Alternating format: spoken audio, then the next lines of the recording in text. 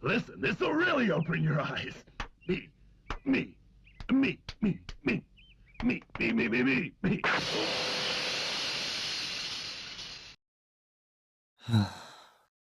This is going to be a tough watch. You probably saw the title between coughing fits from Blinking the Benjamin and thought it was all about Dragon Ball, but you're wrong, bucko. This is 1991's Dragon Ball. The magic begins. In what way did the magic just begin? I have no idea. The movie never elaborates. It's even more ironic because people are definitely doing magic, and seems like they have been for a while. So, technically, I guess this movie clickbaits you twice. According to the IMDb description, it's about an evil alien that comes to Earth to find the 7 dragon pearls and... Wait, pearls? They aren't even called balls? The title promised me balls! Yeah. Anyway, this movie clickbaits you 3 times. This bootleg was shot in Taiwan, written by Ching Kang Yao and directed by Chun Liang Chen, both working together on many Far East mockbusters that you probably have not heard of. Though unlicensed and technically considered illegal due to the likeness to the previous official Dragon Ball movie, it still managed to make its rounds internationally and garnered a somewhat cult following. Wake up! God said this place is a fucking pigsty! The overarching theme in this movie revolves around responsibility, family, sexual harassment, and the power of friendship. Before I go any further, I feel like I need to address the elephant in the room. Alright, I know picking on 90s CG is kind of low-hanging fruit that only a snide prick would reach for, but luckily for the two of us, I am one, and I'm pretty hungry. So, speaking of bad CG, watch this. Yeah, don't worry, we'll get there. But before we get there, we have to face this logo Chinese restaurant ripoff harassing us for about 42 seconds. I mean, I'll be honest, when I first saw him, I couldn't help but crack a smile. It was a little charming.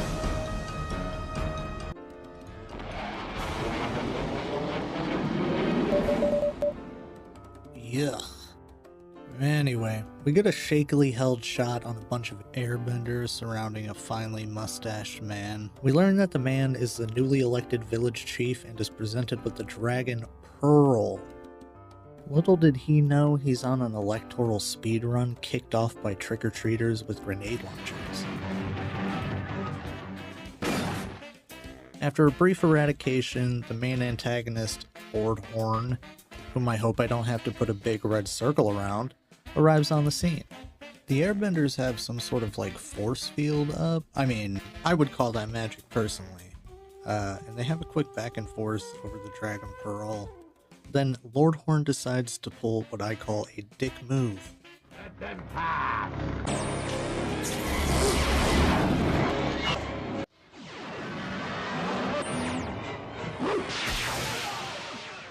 Why didn't he just do that 5 seconds ago? He may be either inept or just a douchebag, but at least he believes in diversity. We then watch a man struggle to open his mouth behind a mask for about a minute before Lord Horn tells his Amazonian warrior princess that they have to search east for another Dragon Pearl. Says that he heard of a place where it might be. Where? Did he take a wrong turn at Albuquerque before massacring this village? I really hope that $20 was worth almost getting turned into red mist by pyrotechnics. We then cut to an old man and a boy secluded in the mountains, which generally would be worth raising an eyebrow to, but in this case we learn it's Monkey Boy and Grandpa Sparkle. Alright, I might still raise an eyebrow to that. Grandpa tells Monkey Boy that his sole mission in life is to guard the pearl that they have on an altar, and insists that the boy never lets the pearl fall into the wrong hands, kicking off into a short bout of domestic violence.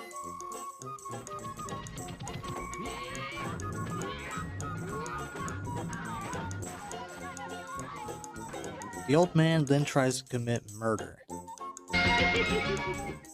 The boy fakes out the old man and absolutely clobbers him, resulting in a stalemate.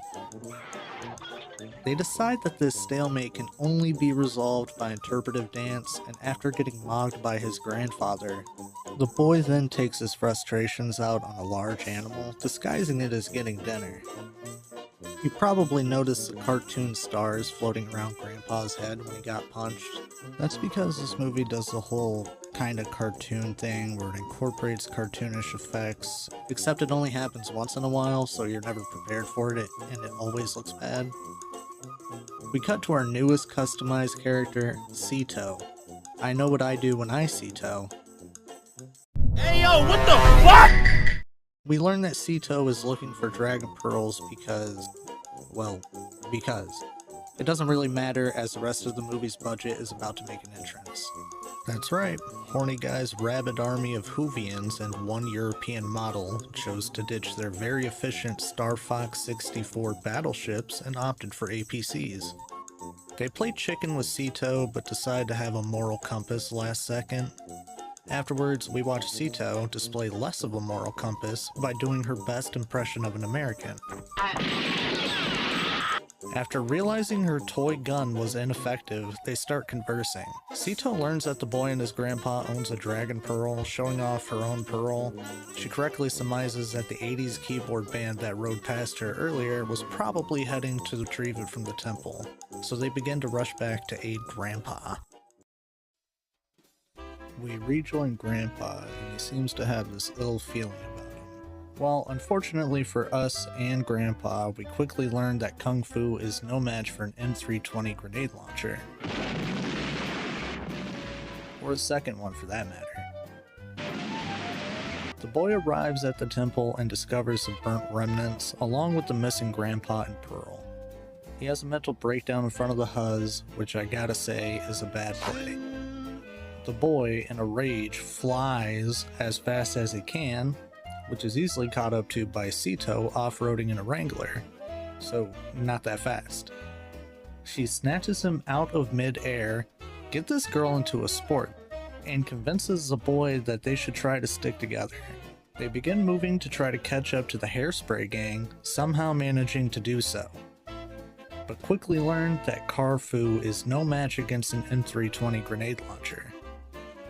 After losing their ride, they decide to address the literal elephant in the room. Okay, so these cuts were pretty jarring and my eyes were glazing over by the time I got to this part, so I was a little confused, but bear with me. There's a few things worth mentioning here. One is that girl was actually in the movie way back at the beginning. I forgot she existed, but that is the village chief's daughter. Two is that this guy is the embodiment of his name. And three is, well, the obvious. I'm not exactly a learned man, so I'm not sure if that really holds the same connotations in the East back then as it does in the West, so I'm not going to comment any further. Regardless, the idea of this guy being a pervert unfortunately becomes solidified for the rest of the film. Sorry. After Monkey Boy beats the brakes off Piggy, the boy threatens to delete Piggy, who, in turn, tries to convince the boy to be friends. Kind of a hard sell when he was just walking down a middle school girl a second ago. We watch Piggy transform into several people that I'd like to take on a date to Red Lobster. While Monkey Boy is distracted, Piggy sucker punches him and then turns into a bat and tries to wing it. It doesn't work. He turns into his true form, which I can only call a prototype of that guy who made Gangnam Style, but no time to care about that right now, since our next knockoff is about to make an appearance. Who the hell is this guy supposed to be? Clint Eastwood? My master, Mr. Westwood! Whatever. According to Piggy, this guy is some bandit that robs people and is supposed to be the strongest guy around. You would think that he carries like a 6-shooter or something, but instead he carries a large machine gun. Monkey Boy gives a half-hearted attempt at defending himself even though we've already established he is bulletproof. Westwood then jumps down with his pirate costume rubber sword and the real fight begins.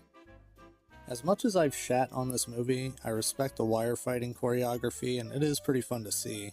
I mean, given the time, these kids probably were beating the consciousness out of each other. At least in a fair world they are. I mean, it's only right since they permanently altered my brain. All of that goodwill immediately gets thrown out of the window when their big action sequence begins. Incredible. It seems they are evenly matched in both the real world and the Scooby-Doo cyberspace world.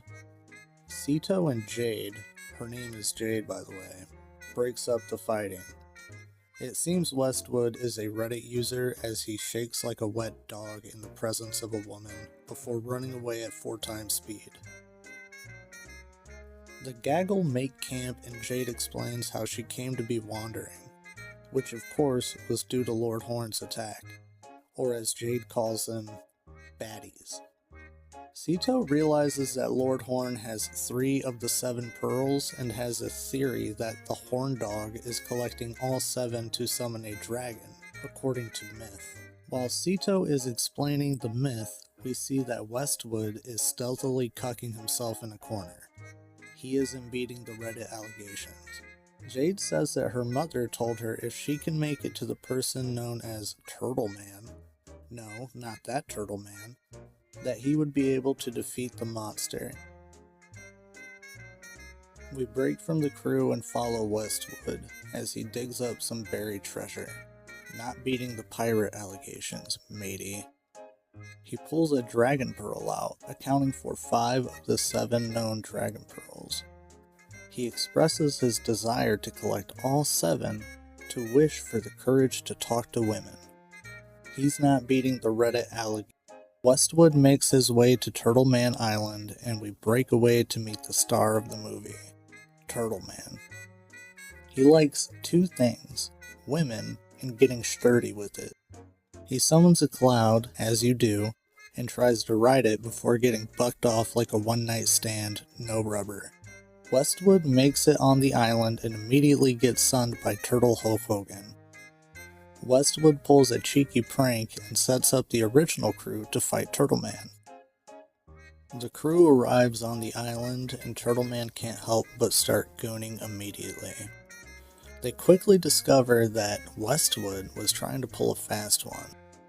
Westwood and Monkey Boy end up getting into another fight, broken up yet again by Sito. Turtle Man comes to the conclusion that the only way he can figure out who's a liar and who isn't is by making them do the cloud test. The cloud apparently only responds to people with pure hearts and honesty. Turtle Man demonstrates by jumping on the cloud and only being able to stand on it but not able to control it. Because he may be honest, but he is a dog. He then has Westwood try to jump on the cloud, which fails miserably as it dissolves into nothingness below his feet.